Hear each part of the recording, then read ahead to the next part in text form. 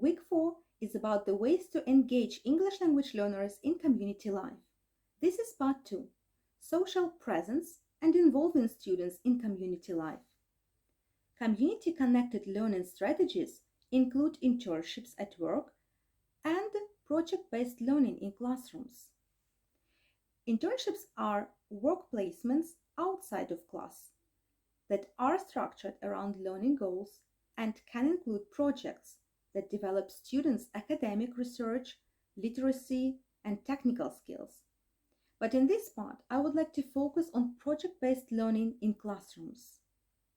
What are effective strategies for involving English language learners in project-based learning? 1. Project-based learning engages students in extended inquiry about real-world problems and results in the creation of a product or presentation to an external audience. It affords many opportunities for students to practice and accelerate their English skills. A project often involves students in interviewing experts outside the classroom and in making presentations of their findings to an audience of peers and adults.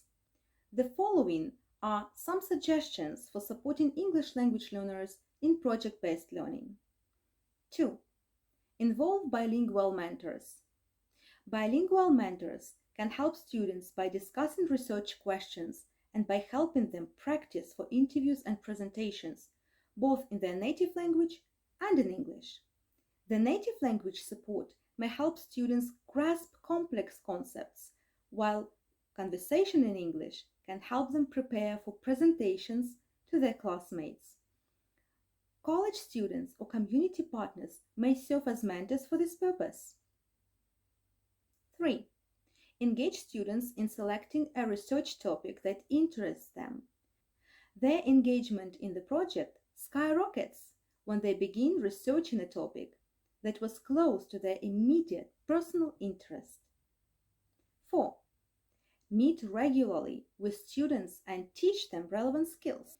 Conducting independent research is difficult for high school students who have had little opportunity to gather information in the variety of ways required by projects, for example, through interviews, primary source material, and the internet. Students completing projects should be part of a regularly scheduled class or program.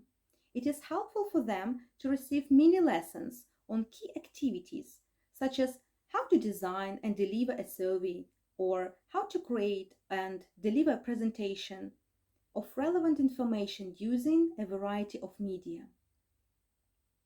5. Encourage students to make presentations in English. Many students find the most difficult part of a project making a presentation in English to an audience of students, faculty, or community members. They may be convinced that their peers will laugh at their accents, a fear that often proves unfounded. Practice sessions with one another in front of peers can help them improve their language skills and gain confidence. 6. Schedule time for students to complete journals in their native language or English.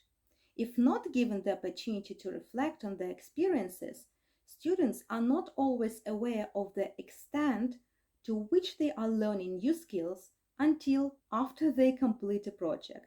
Keeping a journal in English also strengthens students' English skills. 7.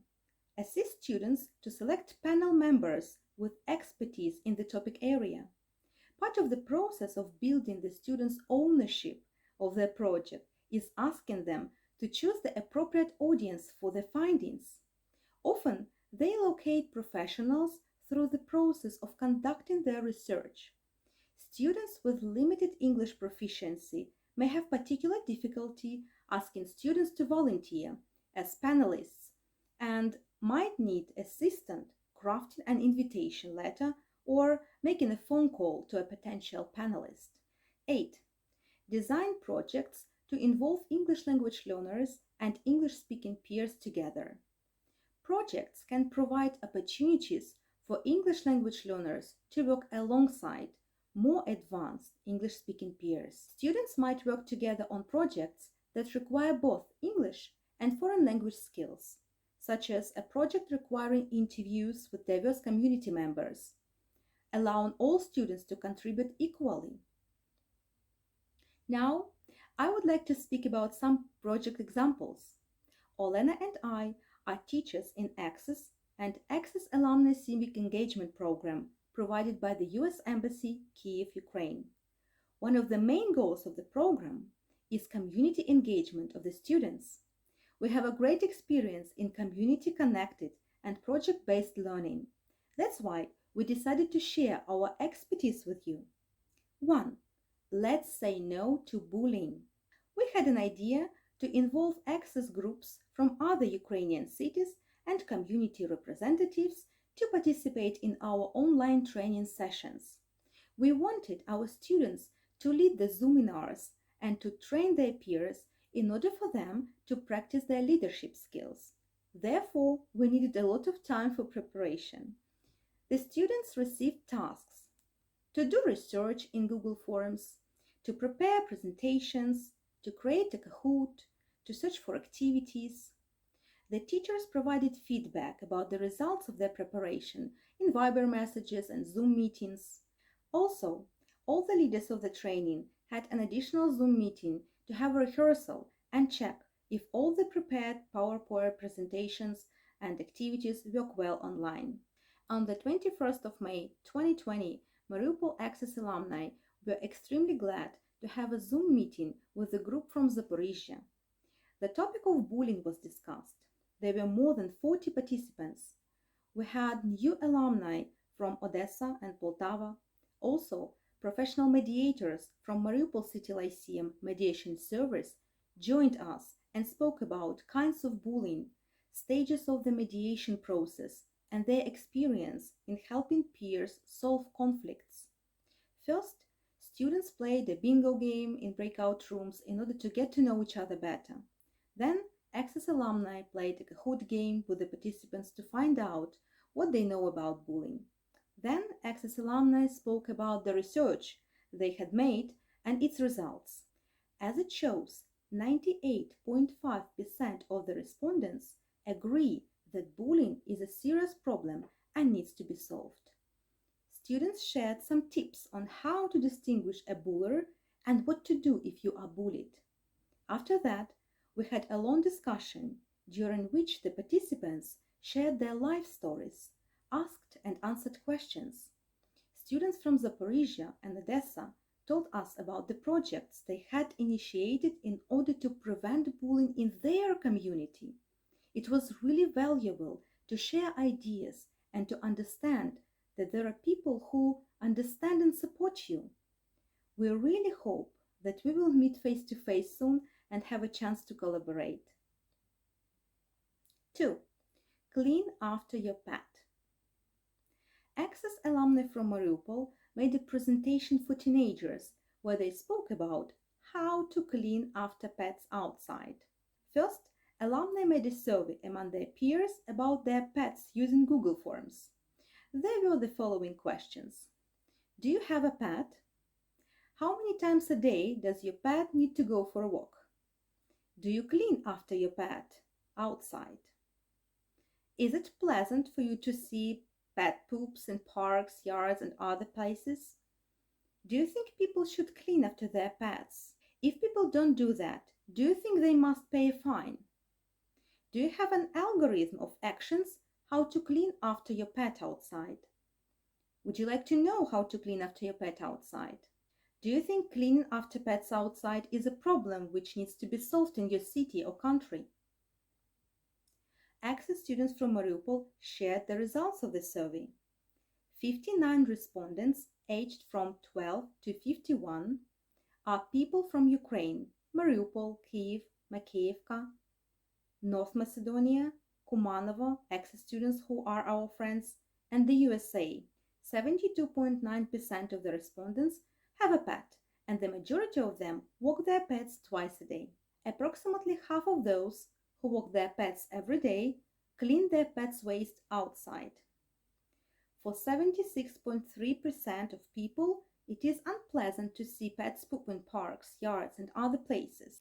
91.5% of them think people should clean after their pets outside. 69.5% of the people believe that people should be fined for not cleaning after their pets. Thus, we see that this is a burning problem, but we believe that our mentality should be changed, and people must understand that not only it is unsightly and smelly, but it can spread disease if not cleaned up. After the presentation, there was a quiz on how to take care of your pets and a final product. There was a leaflet on how to behave with pets and conduct an eco-friendly pet walking experience. Our dear friend, Peace Corps volunteer Crystal Hewlett told us about the US law concerning this topic. It was interesting to find out what people think about it in the United States. Later, alumni made a series of posts on social networking sites in order to raise people's awareness of the topic. One interesting fact about these two projects is that the students came up with the topics themselves. The very first stage was brainstorming ideas for the projects and groups. The students had to think about burning social issues that they would like to speak about to their community. 3. Item: IT, English, Media Literacy. Traditionally, at the beginning of the second term, Mariupol City Lyceum started Week of Experiments, Opportunities and Projects, abbreviated as TEMP. The idea is to group teachers of different subjects in order to create projects. Our group did a lot of creative things on location number 9, which was named Item, and combined IT, English, and media literacy. In our team, there were 2 teachers of English and 1 teacher of IT. Students of grades 8 through 11 who know English at a sufficient level and are skilled in working with a personal computer took part in it. This is how we motivated students to join our project. Do you want to actively develop your English and have fun? Do you want to become an informed consumer of information and be sure that the media do not manipulate your life? Do you want to work in a friendly team and create a cool website with useful messages for ordinary people anywhere in the world? Then join us in the Item location. We are going to work with IT, English, and media literacy. Moreover, 3 amazing mentors with great ideas are waiting for you. The goals of the projects were the following. 1. Students will become ambassadors for healthy media consumption. 2. Students will create a bilingual website with tips on how to develop literacy skills, combat various types of media manipulation, and distinguish between truthful and untruthful information. The website can be used by any educators, and it will contain useful and interesting content in English and Ukrainian. So you can scan the QR code and navigate the website. I'm sure you can have more ideas about creating your own website with your students. Young people develop a sense of civic duty when they see firsthand what their community has to offer and what they have to offer to their community. Here are some other ways to involve your students in community life. Bring the museum to your students. Field trips to museums connect students to their community in interesting ways. If that's out of the question at your school, ask the museum to send a representative to talk to your class. Instead of reading about and discussing fossils, students can learn directly from the fossils themselves.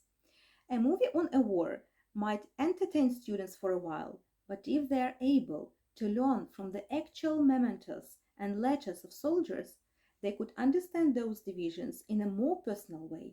An educational experience like this can ignite a student's interest in going to museums, enable them to give back to their community, and support the preservation of history and scientific evidence. Invite local professionals to problem solve with your students. Posing a hypothetical problem to students can get them to think critically for a moment, but presenting an actual problem to their community that relates to your curriculum can really intrigue them. Invite a few local professionals to come into your class so students can ask them what they know about the issue, and how they have tried to solve it. Together, students and professionals can discuss ideas and ways to spread awareness. Students can create a proposal detailing a new course of action that they think should be tried, or they can create an informational pamphlet to spread awareness in their neighborhood. Have students interview locals and present to the community. Incorporating interviews into your curriculum gives students a chance to learn firsthand about a local person's experience they went through during a historic moment that occurred during their lifetime. Students can apply what they learn from the interview to create a treasure box of mementos that represent key elements of that person's experience, adding in symbols and writing a reflective essay or a poem. Then you can host a presentation night where students present their displays to their families and the community members who were interviewed. This exercise creates a powerful connection between the assignment and the community, promoting diverse perspectives and illustrating the power of listening to our neighbors' stories. Invite a professional to lead a workshop. Inviting local professionals to share a bit of their knowledge and experience shows students how their lessons have real-world issues. Ask a retired lawyer to talk about how to build a strong argument. Invite a journalist to talk about reliable sources or how to spot fake news. Or bring a farmer or gardener in to talk about pesticides or organic produce. Students can prepare questions, engage in hands-on activities with the professionals, and come away feeling excited about the expertise they have had while still learning all of the required material. It also shows them that there are adults in their community who are eager to help them and hear their ideas and questions. Involve your students in a local non-profit PR campaigns. Encouraging students to engage in community service is great, but another way to get them involved that can relate to your curriculum is having them create a PR campaign for a non-profit that they support. You can use their enthusiasm to teach them about marketing, social media strategies, graphic design, press releases, and persuasive language. To create an effective campaign, students need to research and connect with the organization's local staff. Create an organized plan and collaborate in groups. Meaningful connections between students and non-profit organizations help both parties feel valued. Ideally, students will learn a great deal and better understand what exactly those organizations are doing each day to help their community and many others. So you see that connecting your students to their local community gives them real-world experiences and helps you maximize available resources. Next week, we will be speaking about teacher collaboration and professional learning communities.